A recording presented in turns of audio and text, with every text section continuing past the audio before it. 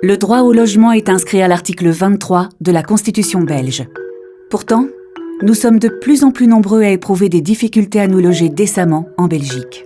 Entre augmentation du sans-abrisme, explosion des loyers et des charges, expulsion domiciliaire, surendettement, discrimination ou encore problème d'insalubrité, les réalités sont alarmantes.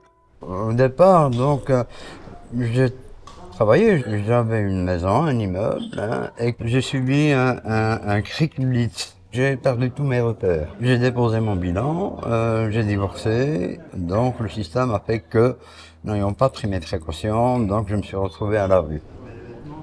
Une personne ne peut pas trouver une vie stable, se stabiliser, améliorer sa vie, sa qualité de vie, si elle n'a pas un endroit où se poser. Je pense que les personnes, on a un premier espace vital que c'est notre corps. C'est à travers de lui qu'on est intégré à la société, qu'on parle aux autres.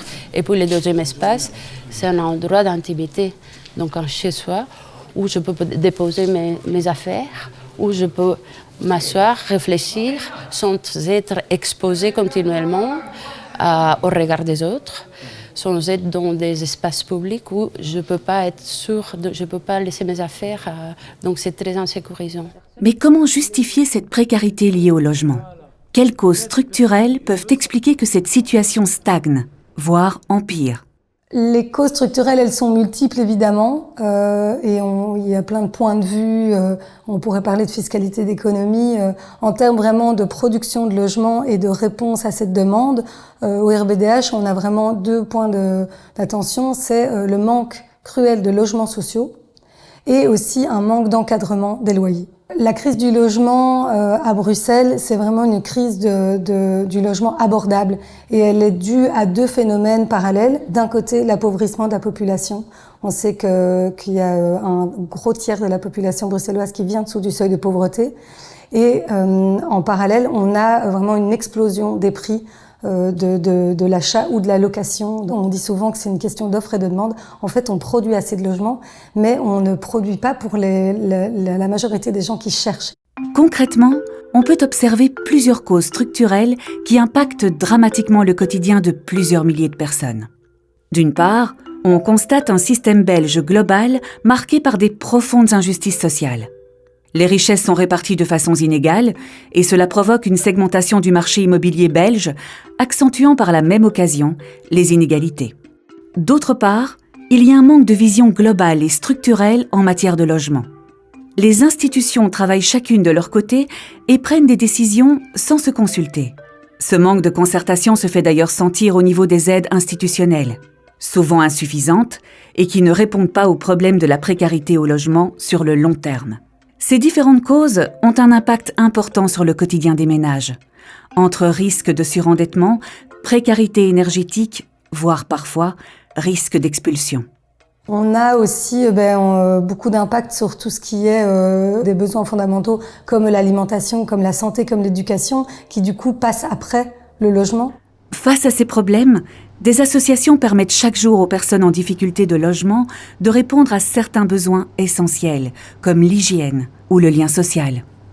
Donc la Petite Bouée, son objectif, sa mission, c'est donner un espace où les personnes qui n'ont pas de logement ou qui ont des difficultés à l'accès au logement ou des logements précaires puissent venir et satisfaire des besoins fondamentaux, comme c'est prendre une douche, laver ses habits, prendre un café, papoter, rencontrer d'autres personnes, être entendu et passer un moment.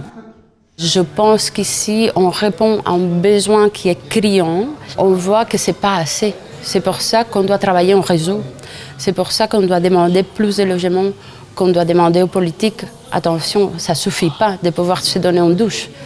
Il y a beaucoup d'autres choses à faire pour aider les personnes qui sont en souffrance. Si elles sont essentielles, des initiatives comme ce centre d'accueil ne suffisent pas pour qu'un changement global s'opère. Il faut garantir durablement le droit à un habitat de qualité. Des revendications portées par le secteur depuis longtemps. Ce qu'il faudrait, c'est diversifier la typologie des logements et d'hébergement qu'on propose aux personnes selon leurs besoins et leur situation aujourd'hui.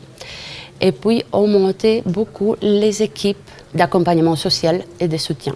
Je pense qu'il y a une autre dimension que pour le moment on ne tient pas beaucoup en compte, mais qu'elle est essentielle dans cette transition sociale, que c'est l'implication de la communauté. On oublie souvent que le droit au logement, donc à l'accès à un logement abordable et décent, il fait vraiment partie de notre Constitution. Il est inscrit à l'article 23 de la Constitution. Mais pour pouvoir faire respecter ce droit, il faut réglementer. Et donc tant qu'on n'encadrera pas ça, qu'on régulera pas ça, on ne pourra pas garantir l'accès à un logement décent et abordable pour toutes et tous. Pour lutter contre la précarité liée au logement, des solutions concrètes et structurelles sont nécessaires. Cela passe notamment par un encadrement des loyers pour limiter la flambée des prix et revenir à un marché cohérent. Une taxation plus importante sur les revenus locatifs. Une régulation des charges afin d'endiguer le problème de précarité énergétique. Et surtout, une justice fiscale qui permettrait une meilleure répartition des richesses et une réduction des inégalités en matière d'accès au logement. Donc là, c'est clairement le moment d'avoir une conscientisation massive des habitants, des citoyens, citoyennes qui sont confrontés de plus en plus à ces difficultés à se loger.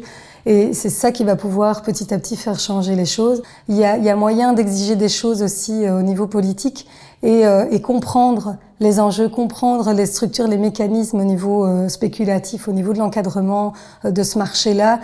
C'est, je pense, la clé pour pouvoir revendiquer et pour pouvoir construire ensemble des pistes de solutions qui fonctionnent et qui correspondent aux besoins de tout le monde dans la société.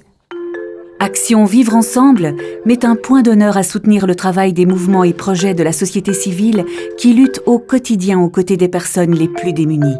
Il est temps de remettre les habitants au centre. Parce que le logement est un droit et pas un luxe.